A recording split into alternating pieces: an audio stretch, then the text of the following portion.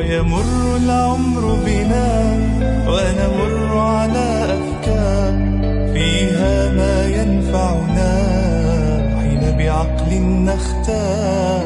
الماضي يهدينا خير دروس للعمر، والحاضر بيدينا نهديه حصاد الفكر، والحاضر بيدينا نهديه حصاد الفكر.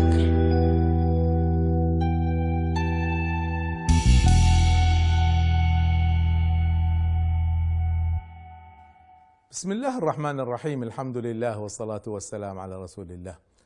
حدثتكم في حلقة ماضية عن تفكير أم زندقة، وهي أساس هذه الحلقة، وأشرت إلى أن بعض علمائنا حرم الفلسفة وحرموا الفلسفة، وهذا تحريم ليس له أساس علمي. العلم الوحيد الذي حرم شرعا هو علم السحر، وجاء النص على تحريمه.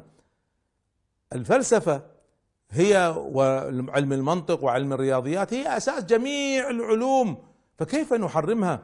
قيل أن الفلسفة هي حب الحكمة، وقيل أنها هي البحث عن الحقيقة، وقيل وهذا معنى جميل أن الفلسفة هي محاولة فهم الذات والحياة. يا لها من معاني جميلة، يا له من علم جليل الذي يعطيني الحكمة ويعطيني الحقيقة ويجعلني أفهم نفسي وأفهم الحياة. فهذا التحريم الذي فعله بعض العلماء اجتهادا منهم ليس له أساس شرعي، بل يجوز تعلمها، وتعلمها كبار علمائنا، تعلموها وناقشوها واستفادوا منها وردوا عليها أيضا. هنا نتكلم عن الإمام الغزالي وابن تيمية وابن رشد والفارابي وابن سينا وغيرهم من العلماء الكبار، كلهم تعلموها وعلموها. على فكرة حتى الإمام ابن تيمية رحمه الله تعالى وعنده كتب في المنطق وفي الفلسفة ونقاش الفلاسفة، وصحيح تكلم عنها الإمام الغزالي بتهافت الفلاسفة، لكنه أيضا هو فيلسوف من فلاسفة الإسلام. إذن يجوز تعلم الفلاسفة بشروط، لأن الفلسفة قد تؤدي إلى ضرر، وكل العلوم ممكن تؤدي إلى ضرر، ممكن حتى الطب يستعمل في الضرر.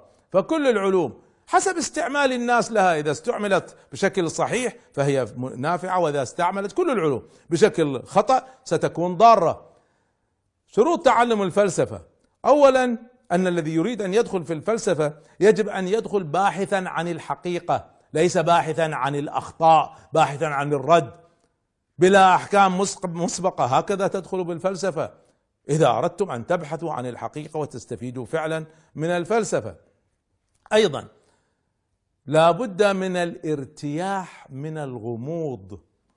الفلسفة تقوم على أسئلة الفلاسفة، والأسئلة أحيانا تجر إلى أسئلة أخرى، وأحيانا أسئلة ليس لها أي انعكاس على الواقع، فيستغرب بعض الناس لماذا طرح هذا السؤال، ما فائدته؟ فهنا يدخل في عالم الغموض، عدم الوضوح. فالذي يريد أن يدخل بالفلسفة يجب أن يكون لديه ارتياح من الغموض، وهذا أيضا يحتاج إلى شجاعة، وهذا شرط ثالث لتعلم الفلسفة: شجاعة.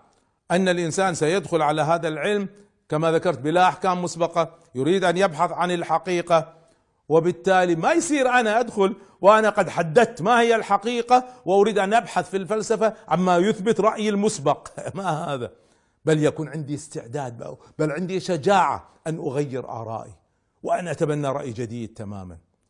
أيضا من شروط الفلسفة الاستعداد النسبية.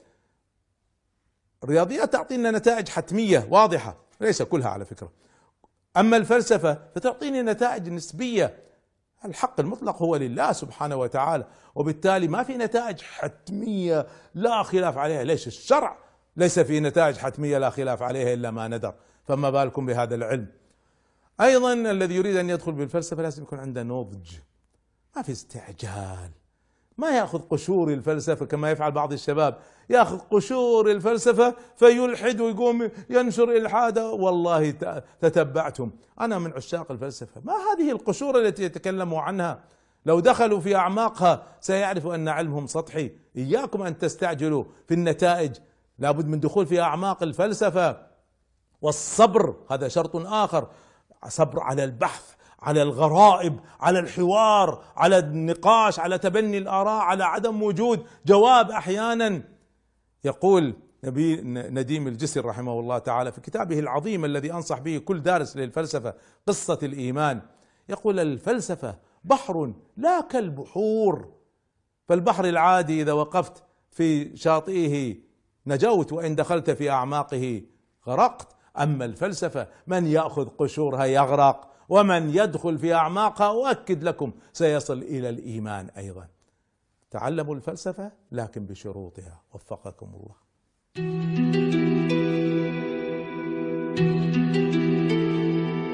ويمر العمر بنا ونمر على أفكار فيها ما ينفعنا حين بعقل نختار. الماضي يهدينا خير دروس للعمر، والحاضر بيدينا نهديه حصاد الفكر، والحاضر بيدينا نهديه حصاد الفكر.